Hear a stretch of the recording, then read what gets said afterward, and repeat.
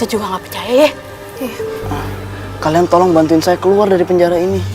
Aduh, Raja, maaf nih. Bukan kita nggak mau Raja keluar. Di depan pintu sana ada prajurit Raja.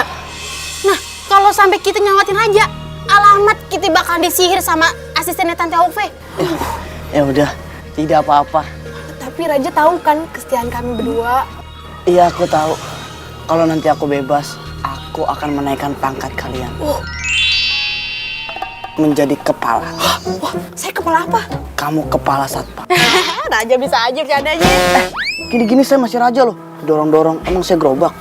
Raja, maaf. Ya udah Raja, kita pergi dulu ya. Titip ya, anak saya Putri Meme. Ya Raja siap. Mari Raja.